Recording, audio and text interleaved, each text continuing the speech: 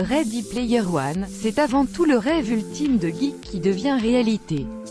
Mais sous l'œil de Spielberg, le résultat est un peu différent qu'un hommage premier degré à la pop culture des années 80 à 90. Attention, spoiler.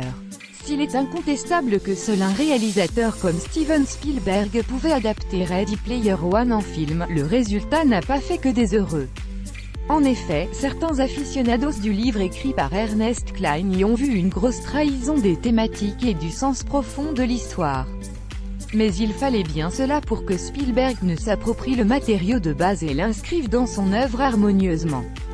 Le film fourmille de références diverses et variées, dont certaines à la limite du subliminal. Vous avez tous vu l'hommage à Last Action Hero ou pas. La scène qui nous revient en tête en priorité est évidemment celle où nos héros plongent dans Shining pour trouver la deuxième clé.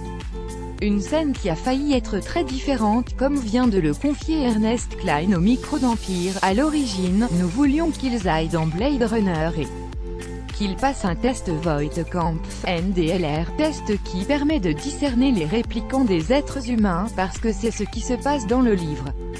Steven adore Blade Runner, il a visité le plateau à l'époque, et il est ami avec Ridley Scott et Warner Bros possède les droits du film.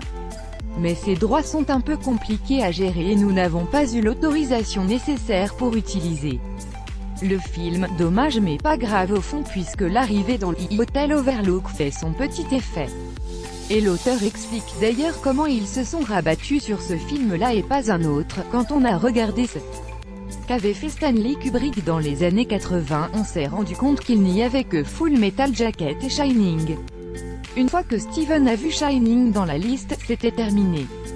Il est devenu totalement dingue, tout comme Janusz Kaminski, NDLR, le directeur de la photo du film, parce que ce sont les plus grands fans de Shining que j'ai jamais rencontrés.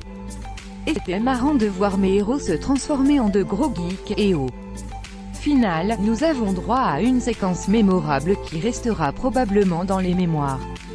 Donc tout va bien, même si on aimerait bien savoir ce que ça aurait pu donner avec Blade Runner.